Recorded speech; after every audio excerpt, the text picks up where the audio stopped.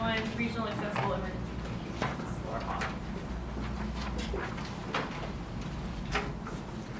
All right, so this project originated with Multnomah County, but the Regional Disaster Messaging Task Force is sponsoring this project because it ties into a project that we've been talking about.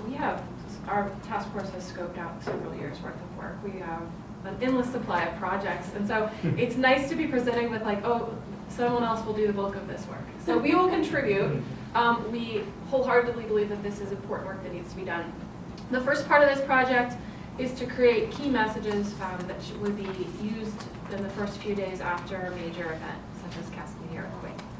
So we want to make sure that as a region, we're all using similar or the same messaging whenever possible. We have a shared media market, so it's in our best interest to stay on the same page and make sure that we don't have people saying, well, I heard that we were supposed to do this or think this, right?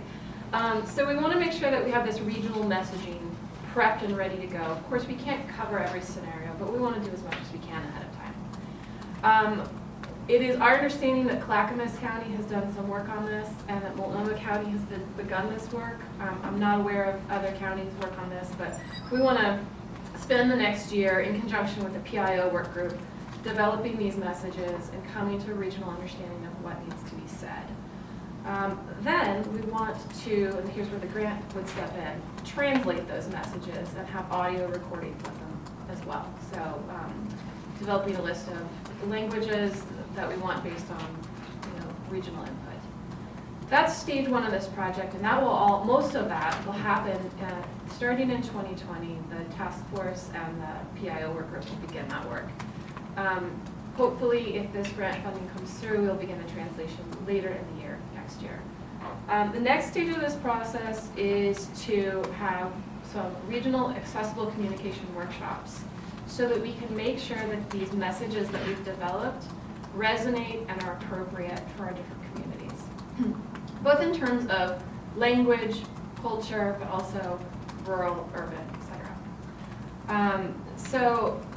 If you look at the budget worksheet, most of the money is going towards that second piece, the workshops. Of course, we're going to hire consultants to facilitate focus groups and make sure that we're paying for things like translation and interpretation and childcare and all of the things that make a workshop robust enough to be accessible to the people, especially the types of people that we're trying to reach, which are folks that are routinely underserved and underrepresented.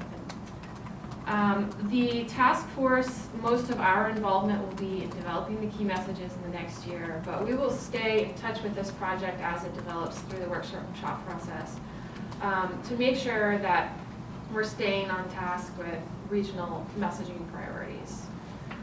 We will work closely with Multnomah County, who will manage this project, manage the contractor, but we will be a resource throughout.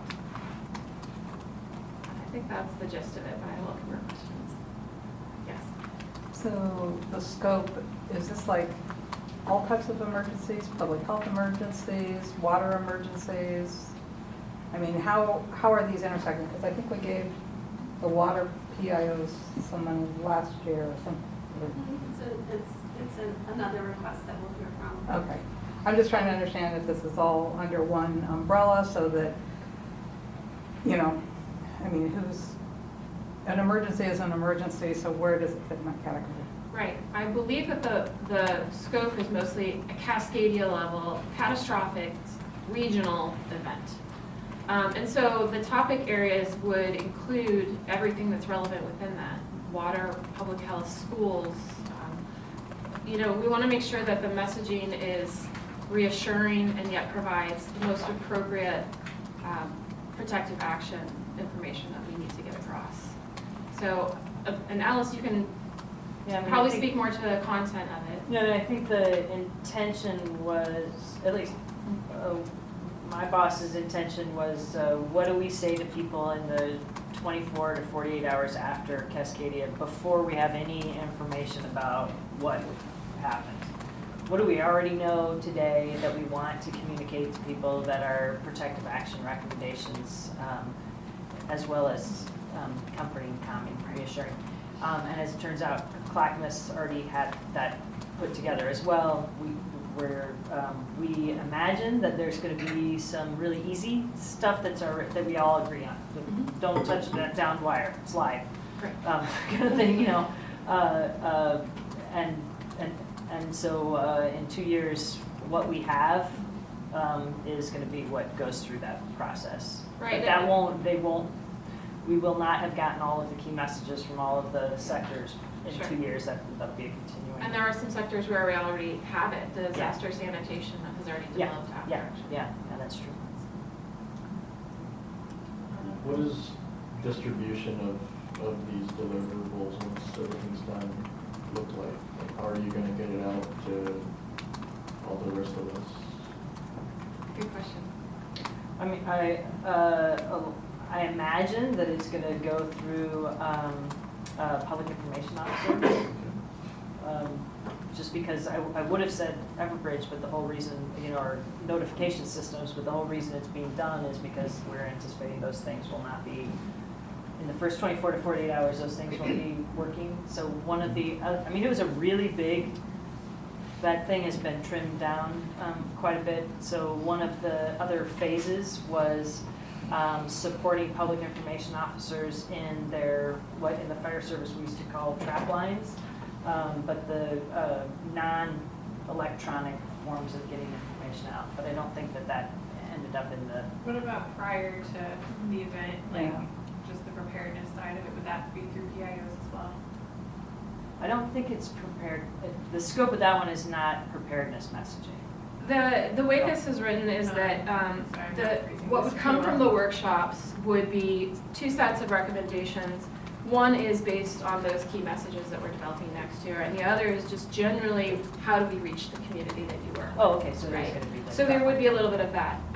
Another outcome of this would be a roster of community liaisons, and so that would be one method of getting this information out, to make sure that we're reaching as many people as possible. Is that the same thing as preparedness advocates? I think there's, no, it's not. There'd be crossover, but There would be crossover. like yourselves would be one of the. But I don't think that's how we think of them anymore. They don't have disaster roles anymore, but. Wow. Community leaders then. Community leaders, which may or may not be doing outreach. So, sounds like these things are gonna be electronic. What, I mean, is it gonna be like PDFs that would go out, or would it be like would this be on like a share site that people can, you know, pull down and prepare beforehand and have it ready to go? I think that Post-disaster. type of sharing is work that the disaster messaging task force Oh, okay. can contribute to. Okay. It probably would be something that the consultants would be involved in. Oh, They no, would no, no, create but I mean- documents, right, Yeah. but I think that dissemination of all of the products is something that the disaster messaging task force is a goal of ours. And I would foresee every EOC pulling that information down and Absolutely. having hard copies of that, Yeah. so that Yeah, they would have those definitely. messages available if needed. I had a question just about, like, we're seeing a lot of common proposals coming forward that are developing or building upon this new capability for disaster messaging and for doing outreach to different communities. And I'm wondering if folks have thought about this in terms of like, instead of these kind of phased contractor projects, but like having some permanent staff to have some continuity, kind of how we did that for the logistics coordinator, where we saw we have so much of this multi-year workload. Does that mean we should just hire somebody to do that? It's a different approach. I'm just wondering what were the pros and cons be there. I can't speak towards staffing decisions, but what I can say is that for this particular project, I have faith in a contractor's ability to do it well because they aren't actually creating the content. They're facilitating the discussion. I have greater concern when it comes to contractors creating content. We have some bumps there. And I'm wondering how this can tie into your point with the discussion that Chris Foss presented about the staffing model. Yeah, which is a- Take on, is what I'm thinking Yeah. you're kind of. Which is, I would say that's a third way maybe of doing it, which is embedding at the county level. So we have, it's interesting just as a reflection of all these different kinds of approaches. Some people are choosing this way or that way. And I think it's worth discussion about, we chose this way because, you know, for this reason, so, that's helpful, thank you. Okay. And next, Steve, we have the, or Rob. Okay.